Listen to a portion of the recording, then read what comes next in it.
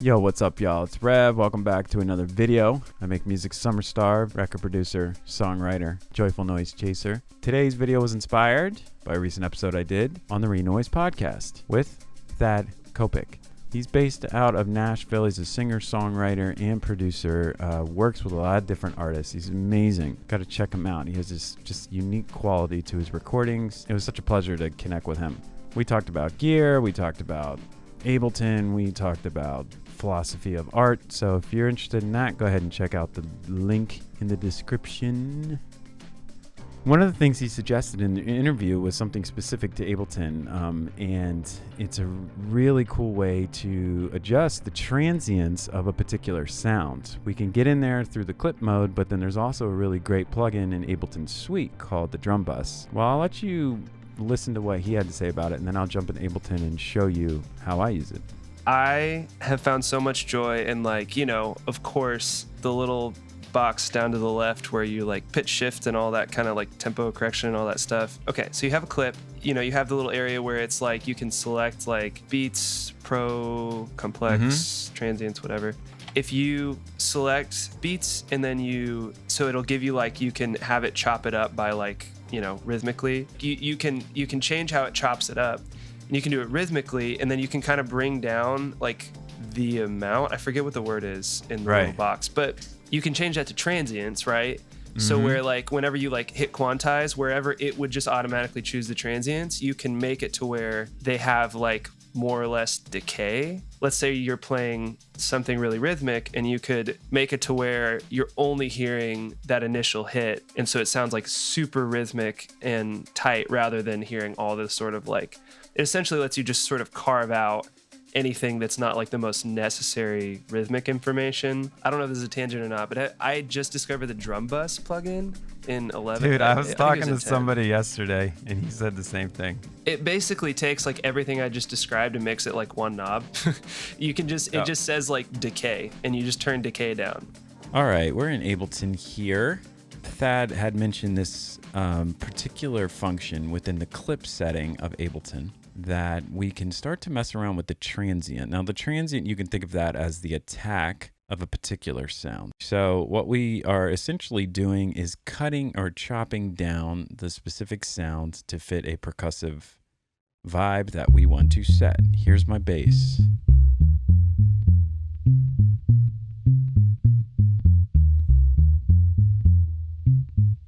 And here's where we're going to be centering here.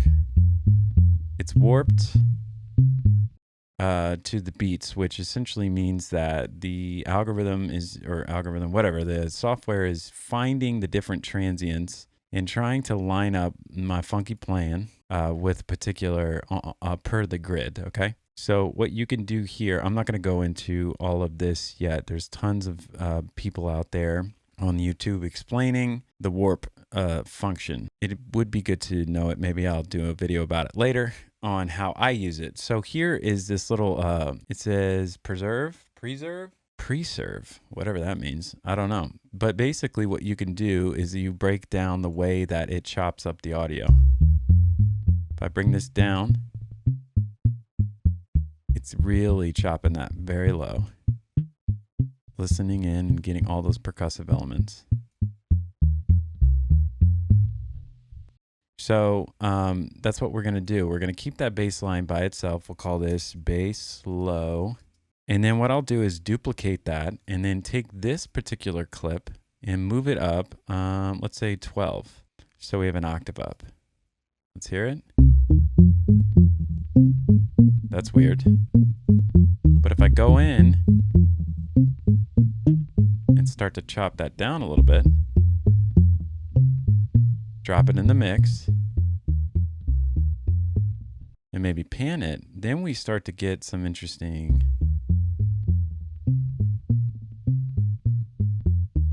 a little bit of a higher percussive element right there. And all we're doing is going into this clip menu and dragging this, basically killing the attack on this particular sound. So what if we duplicate it again? We call this one bass low, bass octave plus 12, and then bass plus 24. Okay, so then what I'm going to do with this one is double click on that and then jump that pitch an extra octave. And then we get something that sounds like this.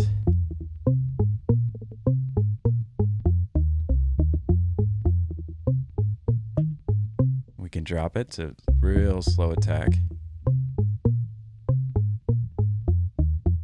And I'll group these two, the two octaves, because really they're just kind of for to fill it out a little bit.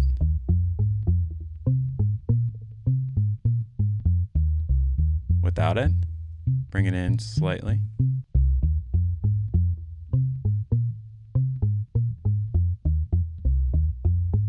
Again, I haven't really processed much there, so that's just a little bit of the way that you could use it. Let's try it on drums, okay? All right, so we have a Pat Van Dyke drum break here. He's my favorite drummer. We've collabed on some new tunes coming out in the near future. Cool.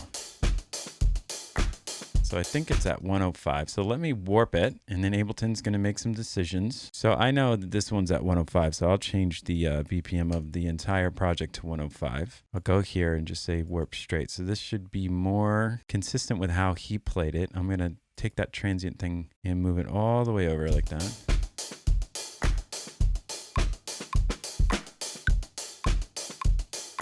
Great, so that's looking good. So what I'm going to do is grab just this part and do Command L, and I'll loop that and then crop it. And so I just have this piece of audio to work with.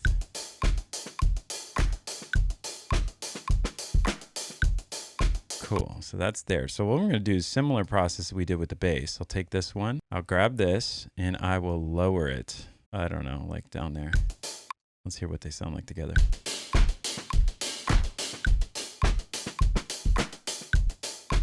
And then I'm slowly bringing the attack of these transients down so that it's chopping it up. So it's just kind of giving it a little bit of this. I'll bring it in.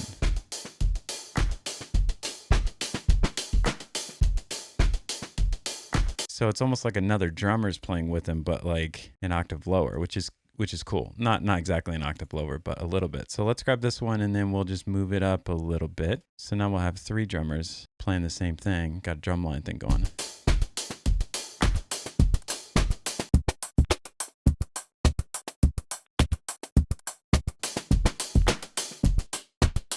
Yeah, so that's interesting. Maybe I'll drop it even more. What if I changed it to like 16ths here? Giving it like a different vibe.